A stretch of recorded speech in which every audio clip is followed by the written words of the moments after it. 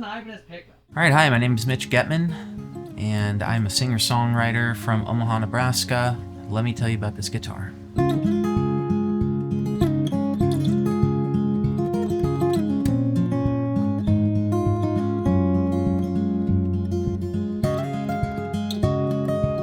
So this is my Guild GAD. I've had this guitar since I was 13 or 14 years old. I don't remember exactly.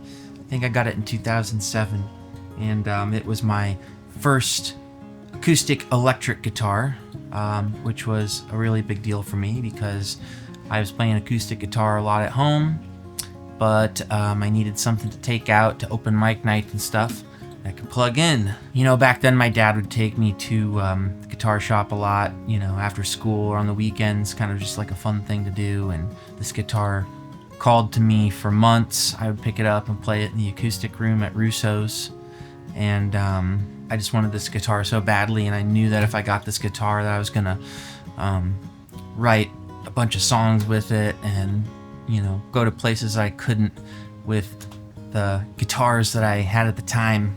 So yeah, me and this guitar have a very special bond. You know, a lot of people like have, you know, their model names for their guitars.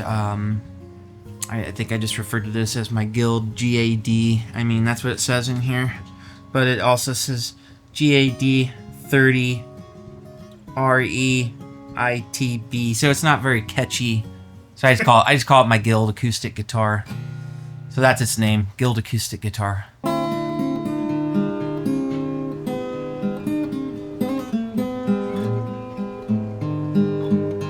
know you said you played it at Russo's. Yeah. Rest in peace. Mm-hmm. Do you remember the first time you played it by chance? Vaguely. I mean, I remember just more so like all the days of going in there and sitting on the leather couch in that acoustic room, and, you know, just probably playing like an Allyson and James song. Because that's what I was into at the time. Allyson and James Unplugged, and they were playing Guild acoustic guitars in that show, and I think that's what originally drew me to it, and I was like, you know, that sounds really nice. Man, Guilds are awesome. Yeah. I have a pre-Fender Guild. Oh, nice. It's a big dreadnought one. Cool.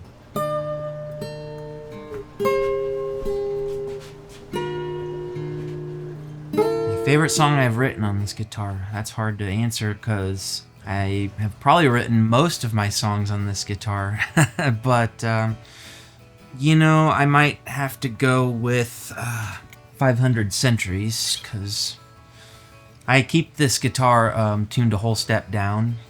I think if I tried to tune it up to standard, I might break it at this point, spend this tuning for so long. And that song has to be played a whole step down. It just has to.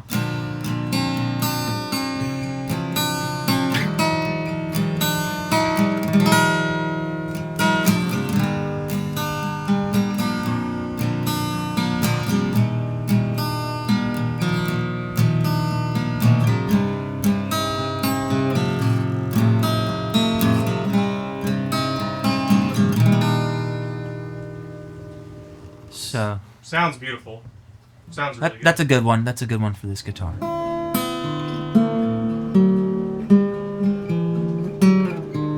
The times I think of most with this guitar were the side door days. Yeah. As you'll recall, it's how I met you. Yep. Or where I met you, and this was a guitar I was always playing at those open mic nights, and that's when I felt like I was, you know, really bonding with it the most, because I would write a tune on this guitar, I'd go play it at the side door, I'd take it home, I'd write another tune, you know. This guitar and I just were really tight back in those days, and I don't play it as much as I did back then, but when I do, it does give me that feel of, you know, what it was like to be a songwriter in that scene in my early 20s. It was like a whole different experience there. Like, I'm getting chills thinking about the side door days and Yeah. just how much fun we had there. Mm-hmm. All the debauchery. I still have a bond with this guitar. There's a certain way my hands approach it in certain chords I like to play, but they're all kind of old chords, and it's kind of hard for me to get out of the box with this guitar, because whenever I pick it up, it really does just take me back to 10, 12 years ago.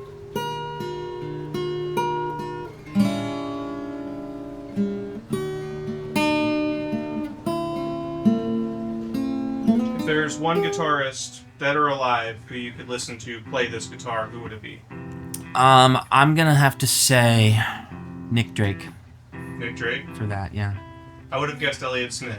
I know, I figured that's probably what you were thinking, and that would probably be a close second, but I know Nick Drake played a guild, so I'd love to see how he could make this one sound.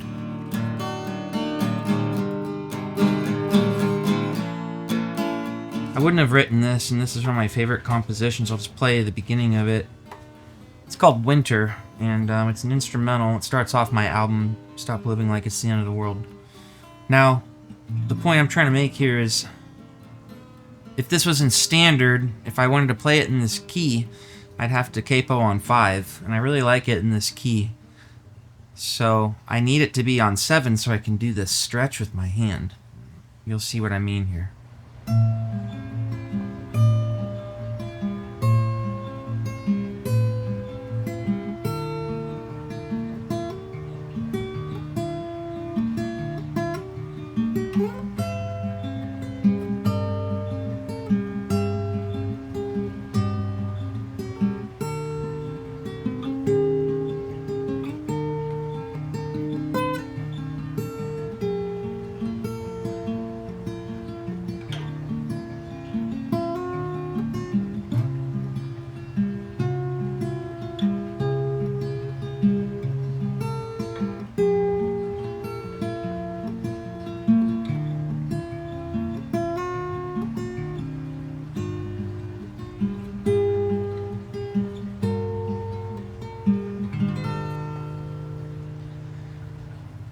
Yeah, it's just that never feels the same on any other guitar. That sounded great. Thank you.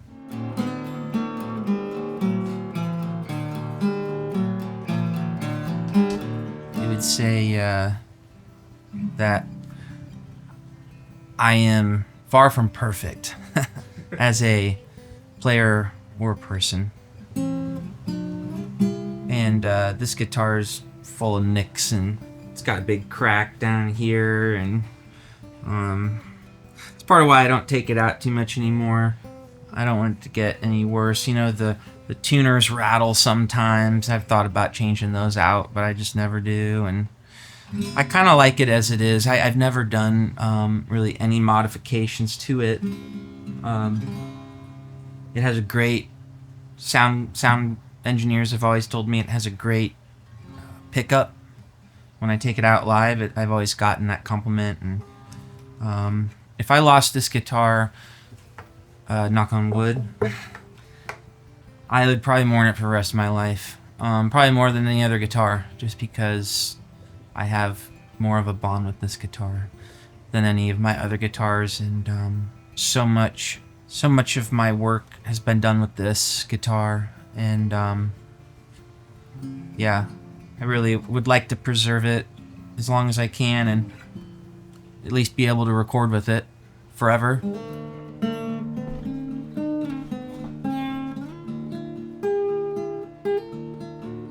The worst thing that's happened to it is this crack that I mentioned earlier.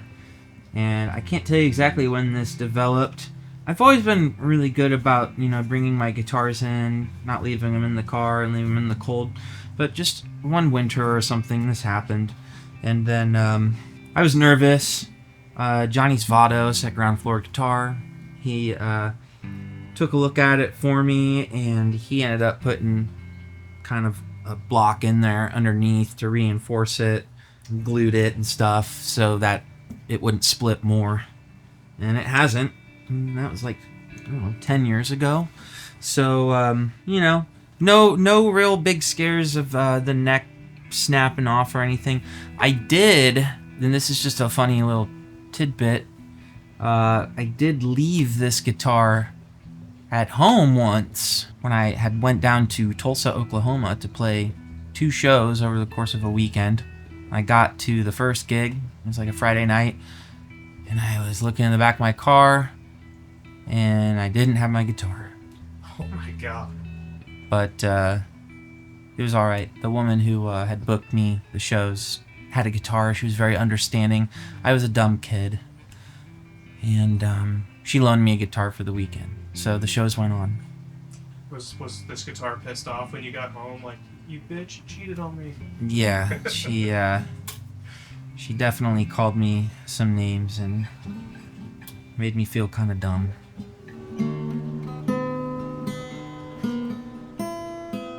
I do like to pick it up, but occasionally, because it does take me to a very, unique place that isn't endless, but is special. It has a feel. It certainly has a feel that none of my other guitars have, because I simply haven't spent the time with them like I have with this one. It's a very earthy guitar. It's not fancy, and that's why I love it. It's not perfect, and that's why I love it. It's not the best, but it is very special for me, and I don't think anyone else could play it like I can play it exactly. So, it's tight. Yeah, I mean, I can see you at the side door right now playing on that stage, which also rest in peace. Oh yeah. Rest in peace.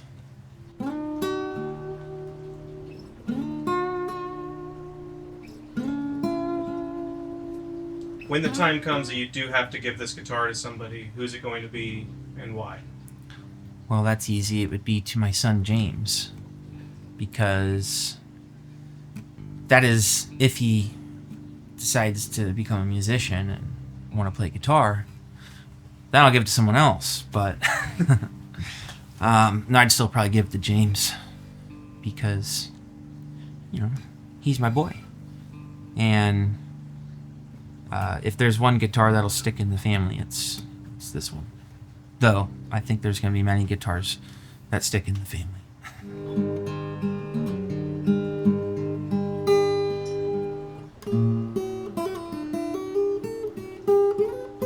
Alright, I'm going to let you in on a little secret for this song.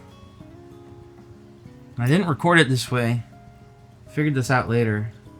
I put the capo on all strings except that low E, in which this case it's a D, because all the strings are tuned down a whole step. I think it's actually a half step. It's somewhere between there right now. I tuned it by ear. But anyway, that gives you this effect where you can play your D chord like a drop D, but you can play your other chords like you normally would, because you didn't actually tune that string down. You follow me? Yeah, that's cool. So anyway, this song's called Still Young.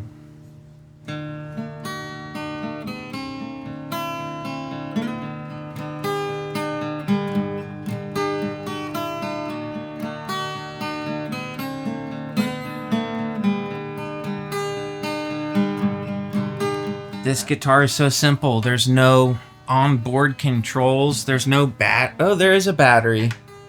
There's a battery. I haven't changed that in a long time. It's probably dead.